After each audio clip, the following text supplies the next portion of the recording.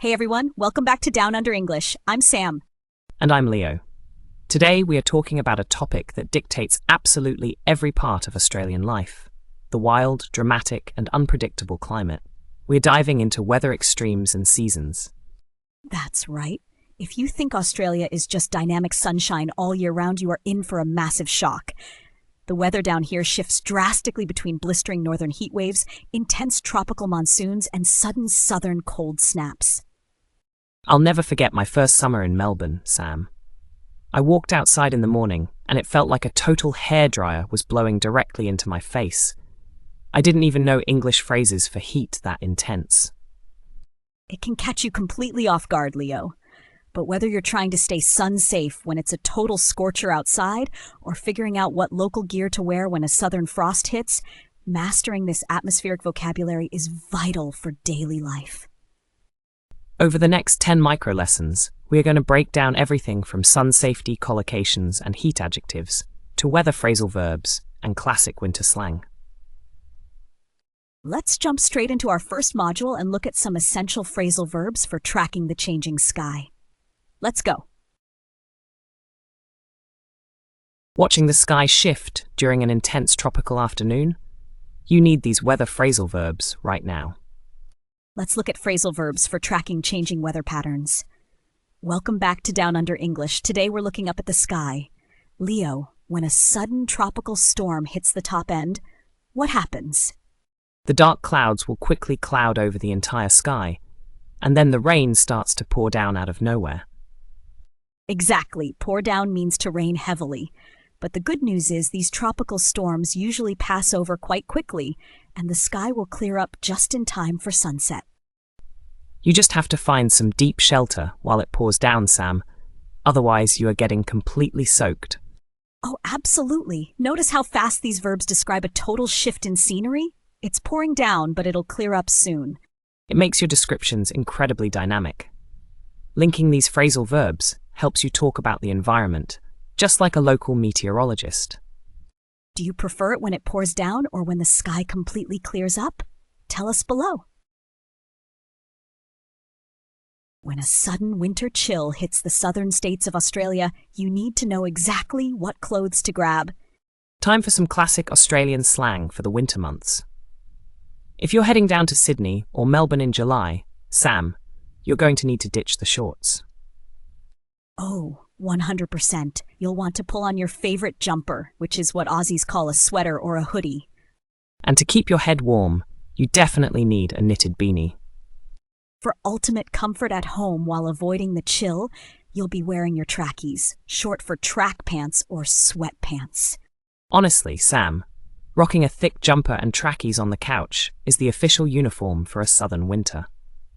It really is, Leo. Throw on a beanie and you're completely set to survive the cold snap. Cozy Aussie winter sorted. What is your ultimate go-to outfit when the weather gets chilly? Let us know below. Standing under the blazing Australian sun? Stop guessing your vocabulary and learn these vital safety word pairs. Today we're mastering essential sun safety collocations. We are focusing on surviving a summer heat wave where specific words lock together to keep you safe. Right, you don't just check the sun power. Before heading outside, you always check the UV index to see how quickly your skin will burn. Exactly. And to prevent sunburn, every Aussie learns the phrase slip, slop, slap, slip on a shirt, slop on sunscreen, and slap on a hat. If you ignore the warnings and spend all day sunbaking on the sand without drinking water, you risk getting dangerous heat stroke. Using these exact pairs can genuinely save your life during an Australian summer, Leo. It really can. Telling someone the UV index is extreme today is a powerful local warning that everyone respects. Save this video to stay safe and master your summer vocabulary. Think weather idioms are just about normal rain? Let's contrast a classic textbook phrase with a real Aussie favorite. Let's crack open some dramatic weather idioms. In standard English textbooks, you always learn that heavy rain is raining cats and dogs. But honestly, you will rarely hear an Aussie say that. If it's a blisteringly hot summer day, instead we call it a total scorcher of a day. A scorcher means an extremely hot sunny day. So you can forget about the cats and dogs, Leo. When the thermometer hits 40 degrees, it's strictly a scorcher of a day. Oh, absolutely. On a total scorcher, you won't find me anywhere near the sun baking crowds. I'll be right next to the air conditioner. Smartest place to be. What's the highest temperature you've ever experienced on a scorcher of a day? Tell us below. Hot is boring. Upgrade your descriptions of intense summer heat with these high-level adjectives.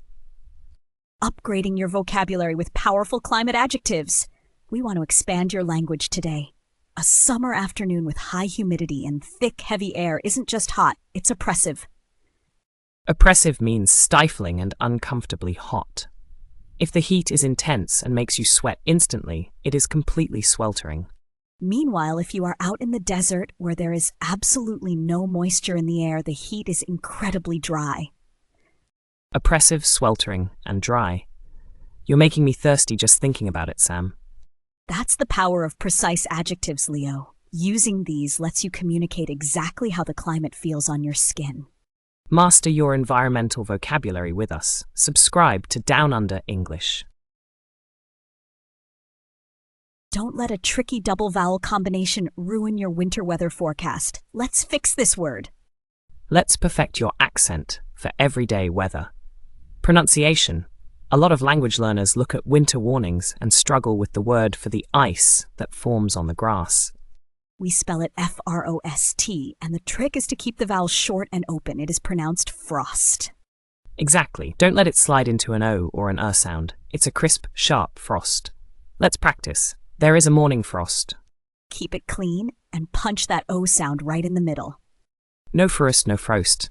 Just a single cold syllable. Perfect that pronunciation and you'll catch the local rhythm flawlessly. Catch our next vocabulary tip to keep sharpening your Aussie accent. Are you sitting in the sun or under it? Let's sort out your seasonal prepositions. Sorting out your environmental markers and prepositions. Leo, when you are trying to survive a sweltering heatwave, where should you stand? You want to step out of the sun, sit in the shade, or stay under an umbrella. Perfect. Then when winter arrives down south, you huddle around the heater and put a thick blanket over your shoulders. Exactly. And you watch out for ice forming on the ground during a cold snap. It's amazing how changing a single preposition entirely alters your safety in the elements, Leo. It really does, Sam.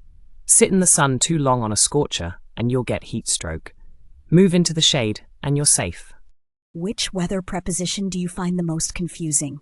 Let us know in the comments. Let's string our weather and season vocabulary into a quick story to see how it flows in real life. Putting it all together with a seasonal storytelling breakdown. Last January, during a sweltering heat wave, Liam woke up to a total scorcher of a day. He checked the UV index, practiced slip, slop, slap, and made sure he didn't spend the afternoon sun baking to avoid heat stroke. But by June, he had travelled south, where a sudden cold snap brought a thick morning frost, forcing him to pull on his favourite jumper and beanie. Wow, that is the ultimate contrast of the Australian climate journey. It really is. And notice how framing these adjectives and collocations within a shifting timeline makes them stick in your memory forever. It turns abstract weather vocabulary into a vivid lived experience. Try writing your own short weather adventure story using one of today's words below. Want to ask a local about the daily weather, or check if it's safe outside without sounding stiff? How to use natural question forms when talking about the elements. Instead of using rigid phrases like, is the temperature high? Keep it casual and local. You can ask a coworker, is it looking like an absolute scorcher today, or is the cool change coming in? Or if you are planning a trip up north, are we safe to drive through this area, or is there a risk of a flash flood? Notice how using phrases like, is it looking like, or is there a risk of, sounds smooth, natural, and instantly signals that you adapt to the local environment. It changes the conversation completely, Leo. Locals will give you the real practical advice you need. Exactly. It starts a friendly chat instead of a formal weather interrogation. Use these question forms to chat about the weather with total confidence. Lightning fast memory test time. Let's lock in your Aussie weather and extreme seasons vocabulary. It's time for your final vocabulary review lightning round. We navigated some wild storms today, Sam. First question, what does slip, slop, slap mean? Slip on a shirt, slop on sunscreen, and slap on a hat to stay sun safe. Next, what is a jumper? That's an Aussie sweater or hoodie. And finally, what adjective describes uncomfortably hot and humid air? That is oppressive. Spot on, Sam. You survived the heat waves and the cold snaps today. Woohoo! Learning to talk about the weather is a total piece of cake. Reviewing these atmospheric terms right away is the fastest path to fluid English. You've officially finished the masterclass. Subscribe to Down Under English for your daily dose.